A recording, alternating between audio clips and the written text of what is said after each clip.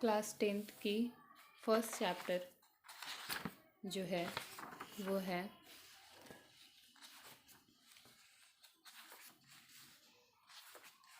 वास्तविक संख्याएं। वो है वास्तविक संख्याएं। तो सॉरी। तो आज हम लोग वास्तविक संख्याओं के बारे में जानेंगे कि वास्तविक संख्याएं होती क्या हैं, वास्तविक संख्याएं होती क्या हैं। और आज मेनली जो क्लास है वो है संख्याओं के बारे में। आज का क्लास संख्याओं के बारे में है कि संख्याएं कितने प्रकार की होती हैं। तो आज हम लोग संख्याओं के बारे में जान लेंगे।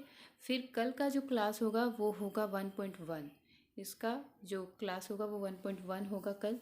वो हम लोग देखेंगे कल, प्रश्न को हल करेंगे। आज उसके बारे में जानेंगे कि यूक्लिड विभाजन प्रमेय क्या होता है, यूक्लिड विभाजन प्रमेय आखिर होता क्या है। और यूक्लिड विभाजन प्रमेय को जानने से पहले हमें संख्याओं का ज्ञान होना अति आवश्यक है। तो सबसे पहले आज हम संख्याओं के बारे में जानेंगे कि रियल में संख्याएं होती क्या हैं। तो आइए संख्याओं के बारे में जानते हैं।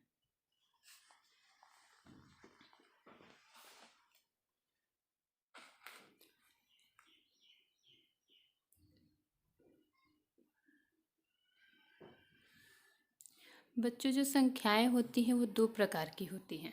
पहली संख्या होती है वास्तविक और दूसरी संख्या होती है काल्पनिक। इसको हम ऐसे बना लेते हैं।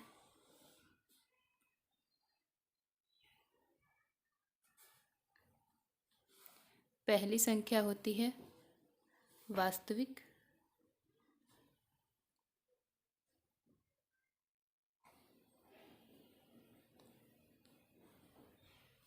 संख्याएं और दूसरी होती है काल्पनिक संख्याएं।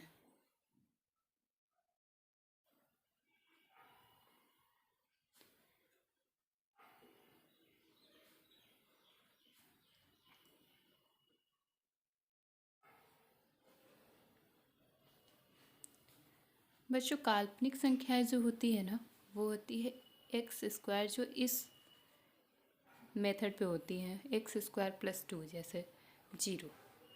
तो यहाँ पे एक्स स्क्वायर इक्वल टू क्या हो जाएगा, -2।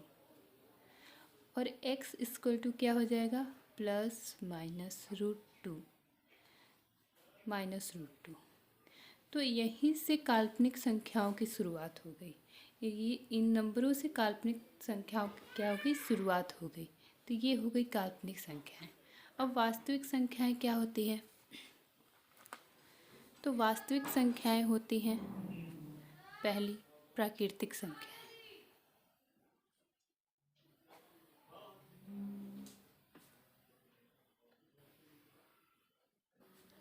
प्राकृतिक संख्या। दूसरी है परिमेय संख्याएं।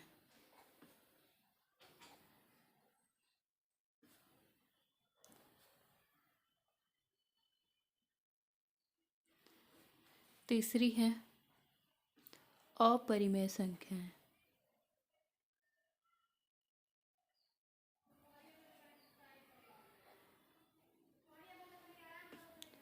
संख्याएं।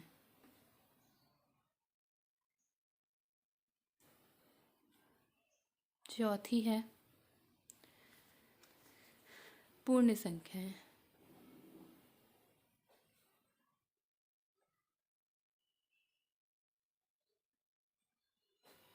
और पांचवी है पूर्णांक संख्याएं, पूर्णांक।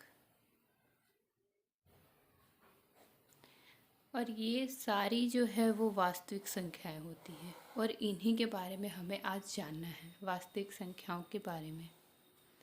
तो आइए सबसे पहले देखते हैं प्राकृतिक संख्याएं क्या होती हैं।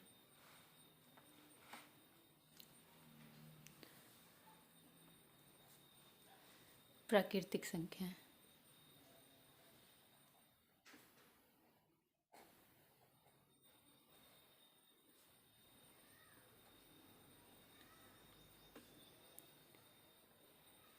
प्राकृतिक संख्याएं, इसे नेचुरल नंबर भी कहते हैं और इसे n से डिनोट करते हैं।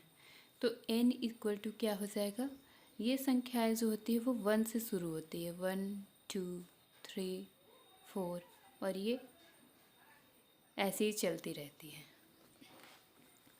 उसके बाद परिमेय संख्याएं।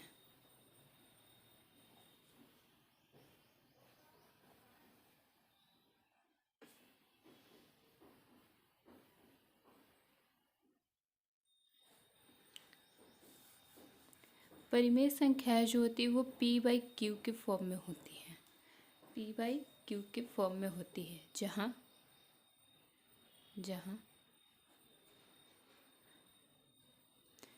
q is not equal to zero, जहाँ ये q जो है वो ज़ीरो के बराबर नहीं होना चाहिए। और ये p और q जो होती हैं ये पूर्णांक संख्याएं होती हैं, पूर्णांक के रूप में होती हैं। पूर्णांक आगे हम लोग जानेंगे क्या होता है।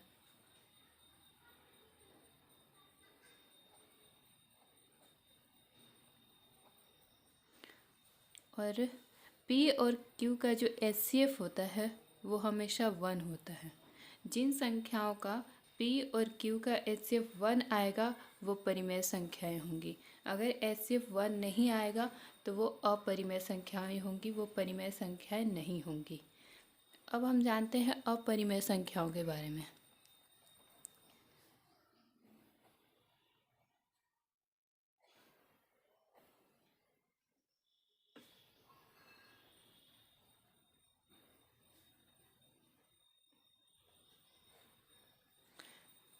बच्चों, अपरिमेय संख्याएं जो होती है वो हमेशा रूट के फॉर्म में होती है, वो हमेशा रूट के फॉर्म में होती है। और ये अभाज्य संख्याएं होती हैं जो रूट के फॉर्म में होती है, अभाज्य संख्याएं।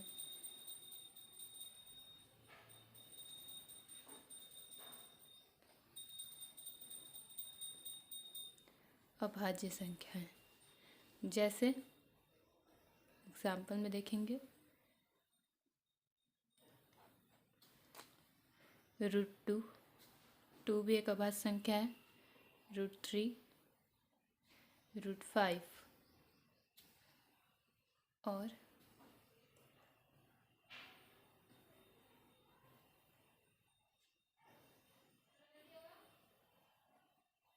ऐसी संख्याएं भी अभाज्य संख्याएं होती हैं, ऐसी संख्याएं भी अभाज्य संख्याएं होती हैं। तो क्या ये जो संख्या है वो अपरिमेय संख्या होती है? ये भी अपरिमेय संख्या होती है, सॉरी अभाज्य बोल दिया मैंने। ये जो संख्या है 1.3, और ये बार का मतलब है कि ये संख्याएं बार बार रिपीट हो रही हैं, ये रिपीट हो रही हैं। तो ये संख्या जो है ये अपरिमेय संख्या नहीं है, ये अपरिमेय संख्या नहीं है, ये परिमेय संख्या है।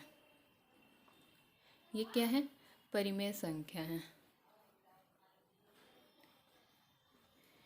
परिमेय संख्या और क्या हो जाएगा? जीरो। जीरो भी परिमेय संख्या होती है।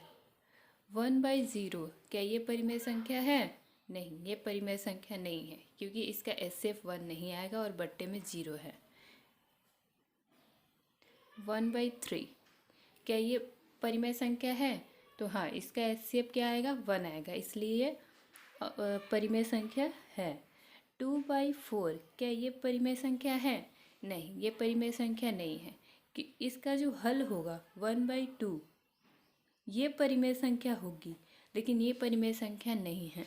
इसको अगर हम HCF के फॉर्म में तोड़ते हैं तो ये 1 नहीं आता है, जिसकी वजह से ये परिमेय संख्या नहीं है। अब हम जानते हैं चौथी जो हमारी संख्या है। चौथी जो संख्या है हमारी पूर्ण संख्या है।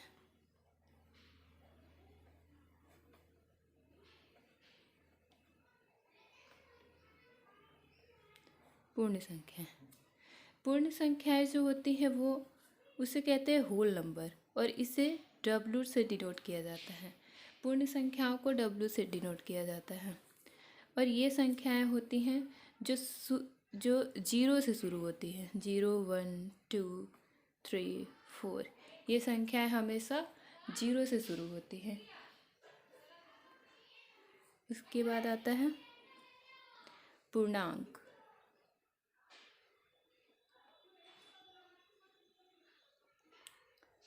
पूर्णांक को हम जेड से डिनोट करते हैं। पूर्णांक को हमेशा जेड से डिनोट किया जाता है। और ये संख्याएं होती है 0, 1, 2, 3, -1, -2, -3। जो प्लस और माइनस दोनों के फॉर्म में होती है वो संख्याएं होती है पूर्णांक। वो क्या होता है? पूर्णांक।